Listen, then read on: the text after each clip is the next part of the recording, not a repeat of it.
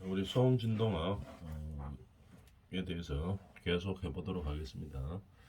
청력 보조 프로그램을 우리 사업장에서 많이 사용하죠. 근로자들의 청력 보호를 위해서 많이 사용하는데, 그 청력 보존 프로그램을 평가하는 방법들이 어떤 것들을 가지고 평가하는지 한번 볼까요?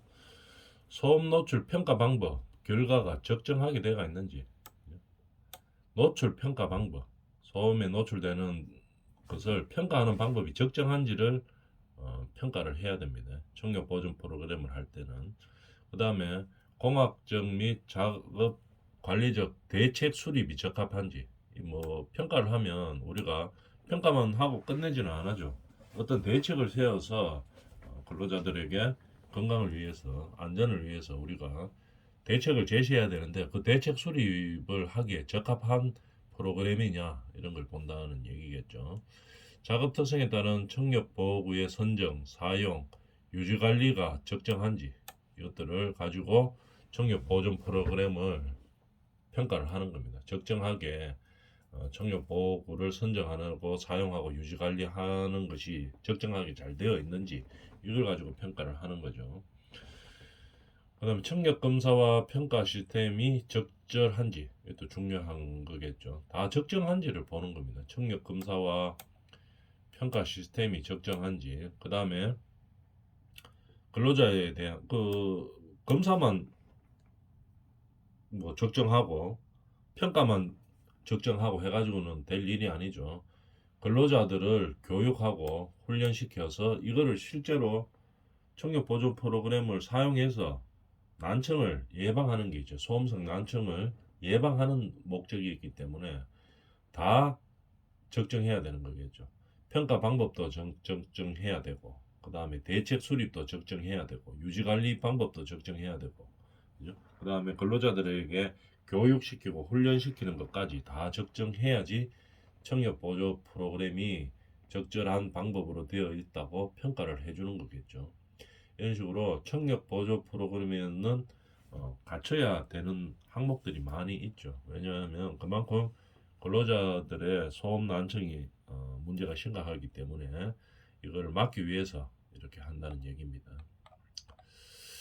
자, 그 다음에 청력 보존 프로그램을 수립하고 어떤 사업장에서 시행을 했습니다. 시행하고 나서는 그냥 끝이 아니고 반드시 문서로 보존을 해야 됩니다. 문서로. 그럼 얼만큼 해야 되는가? 보존을. 규정이 있죠. 여기 소음 노출 평가 결과는 최소 5년 이상 보관을 해야 됩니다. 소음 노출 평가 결과는 최소 5년 이상. 그 다음에 청력 검사 자료는 언제까지? 근로자가 퇴직할 때까지. 그죠? 소음 노출 평가 결과는 5년 이상. 그 다음에 청력 검사 자료는 근로자 퇴직 시까지 보관을 해야 됩니다. 청력 보존 프로그램, 다시 한번 이야기하면 청력 보존 프로그램을 사용하는 사업장에서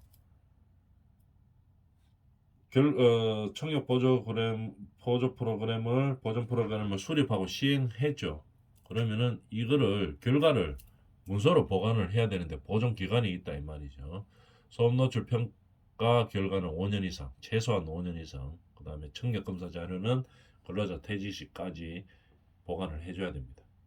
그러면 이렇게 보관하는 문서로 작성해야 되는 내용이 뭐냐? 요것들이죠. 청력 보존 프로그램의 수립, 시행 계획서가 필요하고, 어떻게 수립하고 시행할 것이냐 하는 계획서.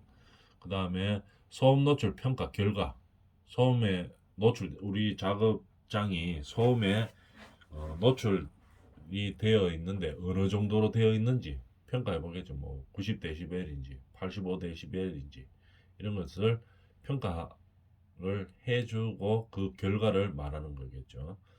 그러면 이런 사업장인데, 이 정도의 소음에 노출되어 있는 사업장인데 청력 검사를 어떻게 했고 결과가 어떻게 나왔다 하는 거, 근로자들의 청력 검사를 어떻게 했고 결과가 어떻게 되었다 하는 거. 그 다음에 대책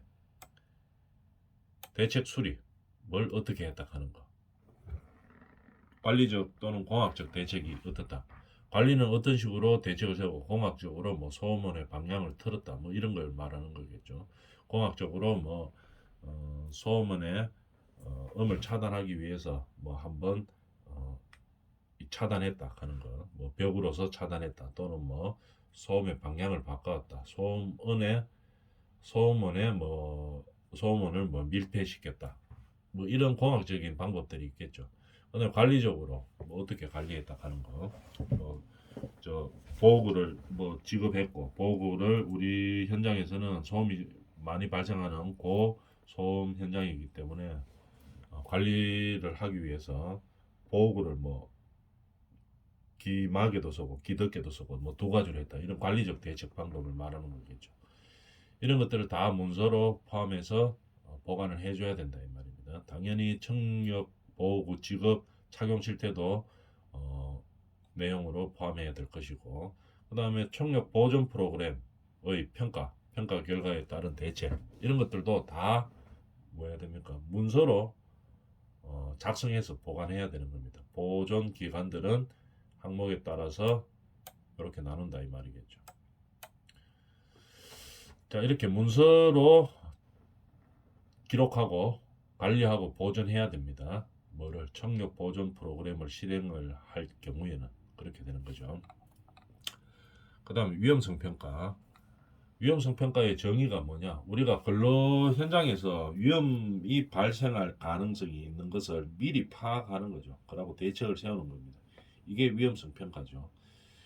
우리 근로 현장에 유해하고 위험한 요인을 미리 파악하는 겁니다. 발생 가능성을. 그죠? 어떻게? 빈도와 강도로 추정하고 미리 파악을 해보는 거죠. 미리 파악하고 그 다음에 감소 대책을 수립하는 거죠. 실제로 발생하고 난 다음에 이거를 감소 대책을 세우는 것이 아니고 미리 세우는 겁니다. 미리 우리 근로 현장에서 근로자들이 어떻게 부상하고 어떻게 질병이 발생할지 가능성을 가지고 하는 겁니다. 가능성을 얼마나 많이 또는 얼마나 세게 센 강도로 나올 것인지 중대성을 미리 파악하는 거죠. 그래서 중요한 것은 감소 대책을 수립하고 실행하는 겁니다. 예측하는 거죠. 위험성 평가라고 하는 것은 발생 가능성을 예측하는 겁니다. 부상이나 질병의 발생 가능성을 예측하는 겁니다. 얼마나 많이 발생할 것인지, 그리고 한번 발생하면 어느 정도 중대하게 발생할 것인지를 미리 파악하는 겁니다. 그게 위험성 평가죠. 위험성 평가의 단계는 어떻게 1, 2, 3, 4, 5단계로 나눴습니다. 첫 번째 1단계 평가 위험성 평가 단계 1단계 사전 준비를 합니다. 뭐 보통 점수로 이렇게 항목과 점수로 파악을 하는데 일단 사전 준비를 하는 거겠죠. 위험성 평가를 하기 위해서 준비를 하고, 그다음에 2단계는 이 사업장에서의 유해하고 위험한 요인들을 파악을 하는 겁니다. 이 사업장에서 근로자들에게 유해하고 위험 요소가 있는 요인들을 파악을 하는 거죠. 그게 2단계입니다. 그 다음에 3단계 위험성 추정을 하는 겁니다. 추정할 때 보통 어떻게 합니까? 이게 뭐 점수로서 이렇게 쭉 수치화 시키는 거죠. 위험성을 추정해보고, 그 다음에 빈도와 강도로 보통 추정을 하죠. 발생될 빈도가 어느 정도고 한번 발생하면 어느 정도 중대성을 가지고 있다 하는 거, 위험성을 추정을 해보는 거겠죠. 3단계 위험성을 추정한 다음에 그 다음에 4단계 위험성을 결정하는 겁니다. 이런 자료들을 보고 이것은 위험하다, 그래서 이거에 대한 대책을 어떻게 세우면 된다, 이렇게 감소 대책까지 수립하는 거겠죠. 위험성을 결정하는 겁니다. 우리가 4단계는 이제 존재하는 위험들 중에 가능성이 있는 유해하거나 위험한 요소들 중에 어떤 것이 이제 발생될 가능성이 높고 한번 발생되면 어느 정도로 중대하다 하는 것을 종합적으로 평가해서 위험성을 결정을 하는 겁니다. 그러고 나서 5단계 감소 대책을 수립하는 거겠죠. 그러고 대책을 수립만 하는 게 아니고 실행도 해야 되는 겁니다. 이런 식으로 위험성 평가를 하는 거죠. 언제 위험성 평가의 제일 중요한 것은 뭐냐면은 우리 현장에서 발생할 가능성이 있는 유해 요인과 위험 요인을 미리 파악하는 겁니다. 미리 파악해서 그 다음에 그 많은 위험성 가능성 요소들 중에서 결정을 하는 거죠. 어떤 위험에 우리가 대처해야 되겠다 하는 거. 그 자료를 쭉 이제 정리하다 보면은 이제 수치로 나오죠. 어떤 것들이 위험하다. 그래서 어떤 것들의 위험성을 감소시키고 대책을 수립하고 실행해야 되는지를 하는 것이 위험성 평가라고 이야기하는 겁니다. 위험성 평가에 대해서는 우리가 3학년 때 다시 한 과목을 해서 구체적으로 이제 하게 되겠죠. 위험성 평가는 상당히 중요한 부분이 되겠죠. 왜냐하면 우리 사업 장르에 발생할 위험을 미리 찾아서 감소 대책을 세워서 근로자들을 보호하기 위한 거기 때문에 아주 중요한 부분이죠. 그래서 구체적인 것은 3학년 때 1학년 때 배우는 3학년 1학기 때 배우는 위험성 평가 과목에 대해서 열심히 해보도록 합니다. 그때 자세히 들어가 보도록 하겠습니다. 그 다음에 소음에 의한 건강장애 예방 기준에 대해서 한번 볼까요? 산업안전보건법 기준입니다. 소음 작업이라 하면 우리는 무엇을 말하느냐? 저번 앞 시간에도 한번 나왔었죠. 전 시간에도 한번 나왔었는데 다시 정리한다는 차원에서 소음 작업이란 1일 8시간 작업 기준으로 85데시벨 이상의 소음이 발생하는 작업을 말합니다. 그러면 우리가 8시간 기준으로 뭐 한 60데시벨 이상의 소음이 발생했다. 이러면 소음 작업에 있다고 근무한다고 이야기를 하지를 안 하죠. 기준이 1일 8시간 작업 기준 85데시벨 이상입니다. 그걸 갖다가 뭐라고 소음 작업에서 근로한다 이렇게 이야기하고, 이번에는 강렬한 소음 작업입니다. 그 다음에 강렬한 소음 작업도 있고 충격 소음 작업도 있고 이렇게 세 가지로 나누죠. 그냥 소음 작업은 무엇이다, 강렬한 소음 작업은 무엇이다, 또는 충격 소음 작업은 무엇이다, 이렇게 세 가지로 나눴습니다. 그래서 강렬한 소음 작업이라고 하면은 기준이 있죠. 저번에 앞 시간에도 한번 했었는데 90데시벨 이상 소음을 1일 8시간 이상 이러면 강렬한 소음 작업에서 근무한다고 이야기하고, 95데시벨이 높아지면서 시간이 떨어지는 거죠. 95데시벨은 1일 4시간, 100데시벨은 1일 2시간, 105데시벨은 5단위로 올라갑니다. 1일 1시간. 시간은 반으로 딱딱딱 주는 겁니다. 5데시벨씩 올라가고 시간은 반으로 주는 거죠. 8시간, 4시간, 2시간, 1시간, 1시간 반은 30분, 30분의 반은 15분, 이런 식으로 줄어드는 겁니다.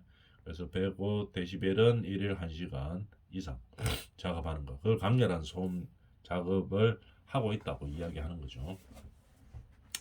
그 다음에 115데시벨 이상은 1일 15분 이상 하면 강렬한 소음 작업을 하고 있다고 이야기하는 겁니다.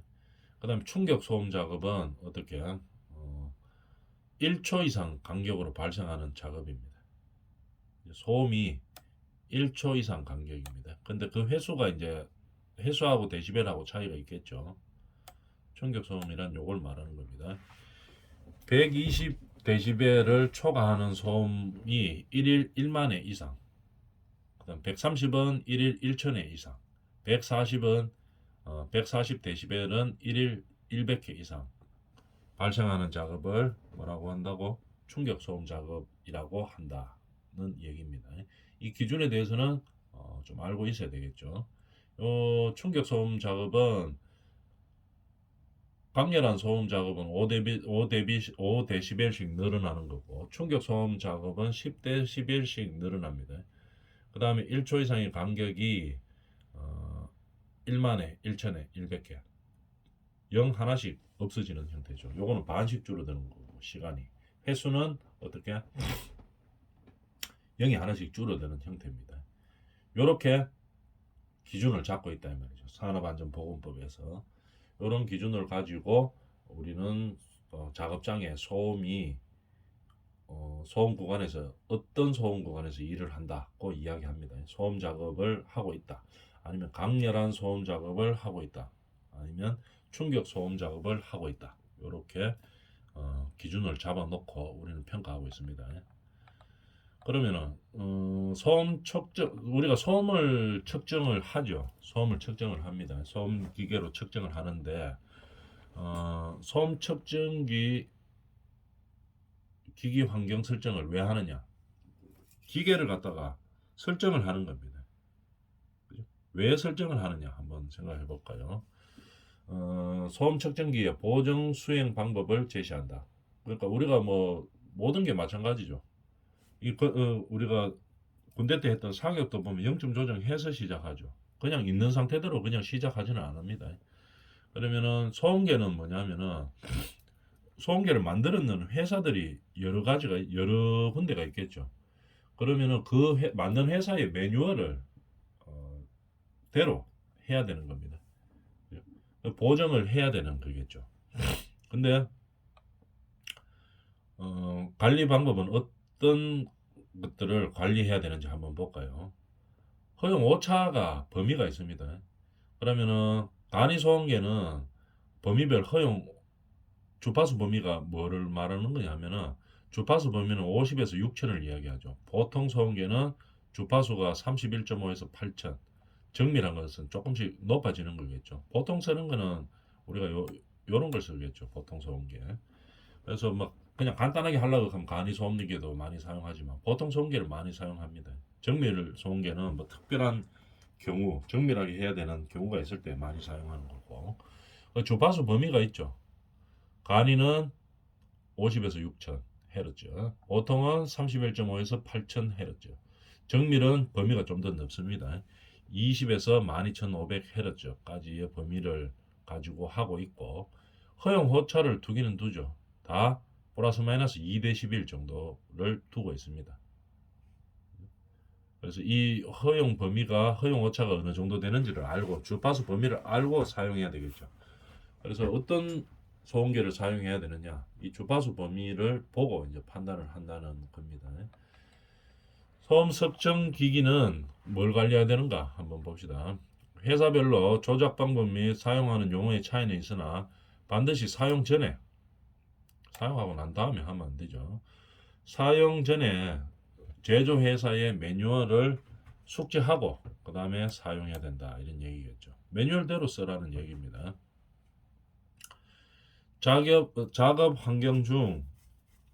작업 환경 중에 변동 소음에 대한 작업자의 누적 소음 노출량을 측정하기 위해서는 지시 소음계가 아닌 누적 소음 측정기를 사용해서 측정해야 된다. 이렇게 되어 있죠.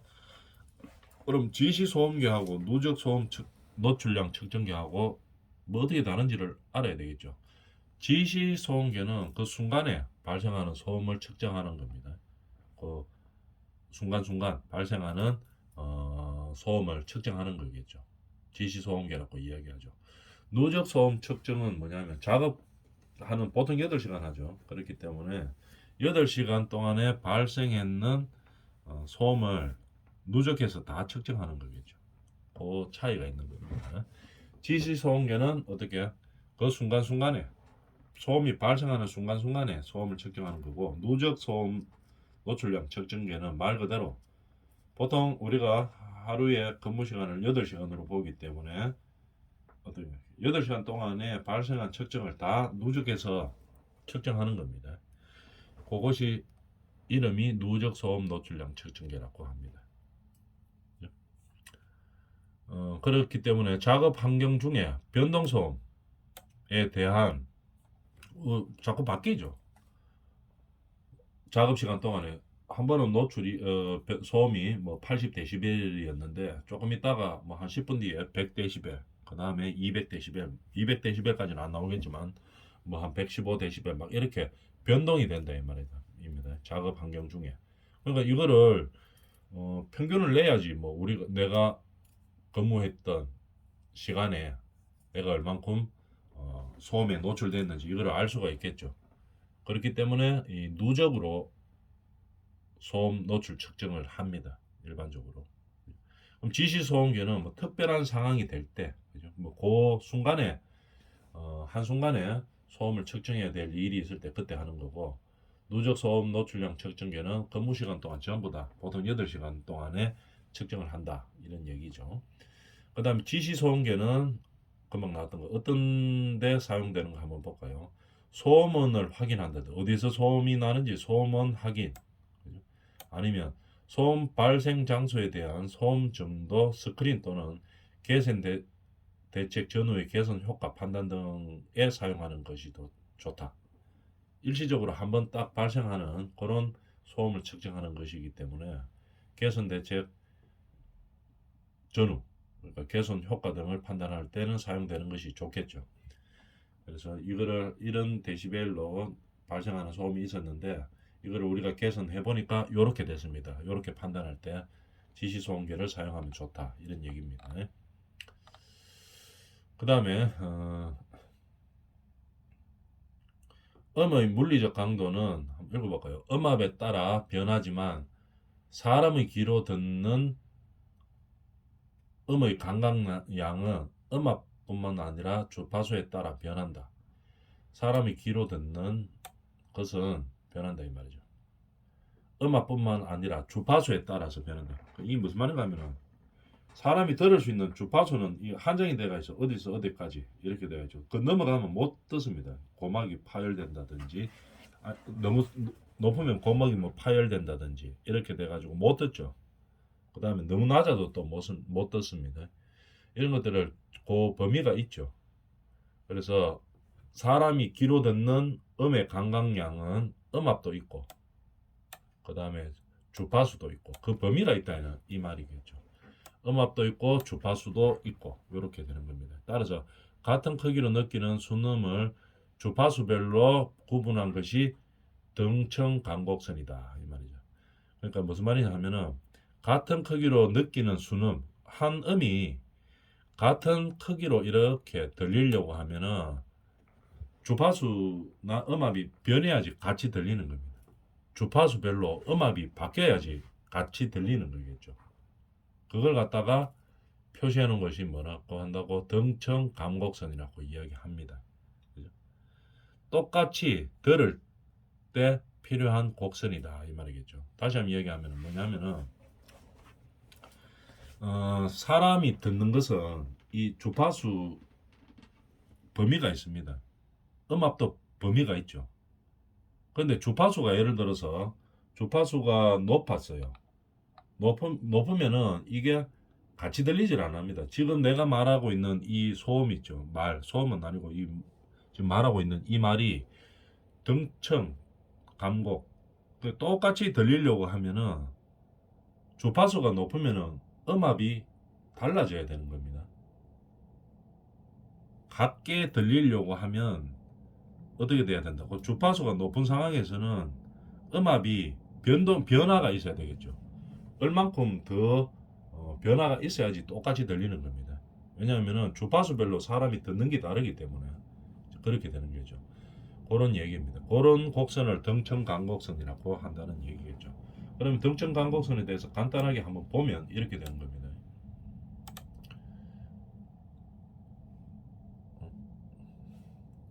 자, 이런 것을 등청간곡선이라고 이야기하는 겁니다.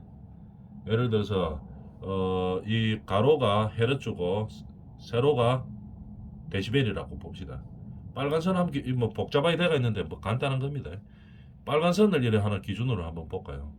요 빨간 선으로 기준으로 한번 보면 요렇게 들리려고 하면 예를 들어가 헤르츠 이 1000헤르츠에서는 어떻게 됩니까? 요 올라갑니다. 올라가서 옆으로 가보는 거죠. 60데시벨이 필요한 거예요. 음압이 60데시벨이 필요했어요. 근데 예를 들어서 100이라고 한번 볼까요? 요가 100 정도 되겠죠. 100Hz에서는 요 빨간 선이 들리려고 하면 얼마가 됩니까? 80dB까지 올라와야지 들린다는 얘기입니다. 등청 똑같이 들리려고 하면. 그럼 31.5에서는 어떻게 되나 한번 볼까요? 올라가 보면 100dB이 있어야지 이 소리가 들린다. 똑같이 들린다. 이런 얘기겠죠. 그래서 결론은 뭡니까? 헤르츠가 바뀌면은 주파수가 바뀌면은 음압이 달라져야지 같이 들린다. 이렇게 이해해 주면 되겠습니다. 이번 시간은 여기까지 하고 다음 시간에 하도록 하겠습니다.